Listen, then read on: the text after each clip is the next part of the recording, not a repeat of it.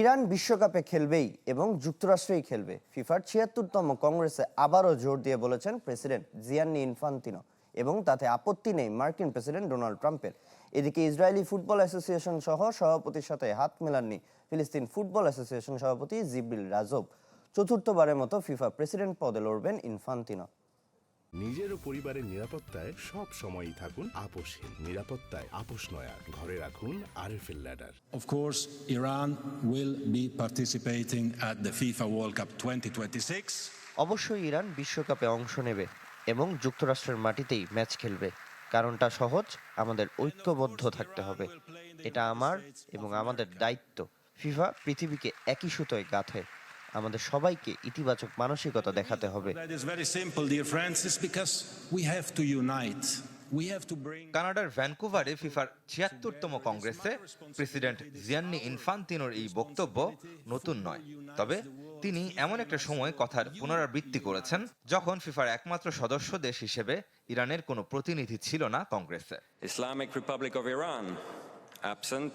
আইআরজিসির সাথে সম্পৃক্ত থাকার দায়ে দেশটির ফুটবল ফেডারেশন সভাপতি মেহেদি তাজ সহ দুই কর্তাকে কানাডা প্রবেশে বাধা দিয়েছে দেশটির অভিবাসন কর্তারা।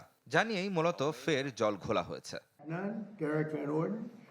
ইরান ফুটবল এ নিয়ে এখনো কোনো প্রতিক্রিয়া না দেখালেও মার্কিন প্রেসিডেন্ট ডোনাল্ড ট্রাম্প সুর মিলিয়েছেন ইনফান্তিনোর সাথে। ফের যুদ্ধংদেহী পরিস্থিতি তৈরি হলেও বিশ্বকাপ ফুটবলে ইরানের অংশগ্রহণে বাধা দেখছেন না ট্রাম্প। যেহেতু ইনফান্তিনো বলেছে, অতএব আমার এতে আপত্তি নেই। সে আমার খুব ভালো বন্ধু। আমি তাকে বলেছি তার সিদ্ধান্ত এক্ষেত্রে চূড়ান্ত। অতএব ইরান খেলুক। এদিকে ইসরায়েল ফুটবল ফেডারেশন সহ সভাপতি বাসিম শেখ সুলিমানের সাথে হাত মেলাননি ফিলিস্তিন ফুটবল অ্যাসোসিয়েশন সভাপতি জিব্রিল রাজব। এ নিয়ে ফিফা সভাপতির অনুরোধ প্রত্যাখ্যান করেছেন রাজব।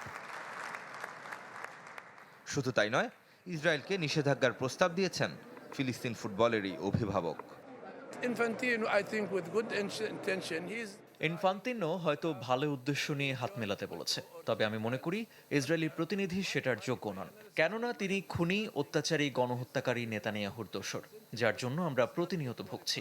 সারা বিশ্ব জানে কিভাবে ইসরায়েল আমাদের ওপর অত্যাচার করছে। আমরা ফিফার কাছে রাজনৈতিক সমাধান আশা করছি না, তবে ফিফার যে ক্ষমতা আছে সেটা প্রয়োগের কথা বলছি, যার মাধ্যমে ইসরায়েলকে আন্তর্জাতিক ফুটবলে নিষিদ্ধ করা যায়। একই কংগ্রেসে চতুর্থবারের মতো ফিফা সভাপতি হওয়ার ইচ্ছা প্রকাশ করেছেন জিয়ান্নি ইনফান্তিনো। নির্বাচন হবে ২০২৭ সালে, মেয়াদ ৩১ সাল পর্যন্ত। ২০১৬ সালে প্রথমবার ফিফা সভাপতি হয়েছিলেন এই ইতালিয়ান সুইস। ২০১৯ আর ২৩ সালে দু দফায় বিনা প্রতিদ্বন্দ্বিতায় নির্বাচিত হয়েছিলেন Gianni Infantino. I will be candidate for the election of FIFA president next year. Thank you very much. Redwan Shoaib, channel 24।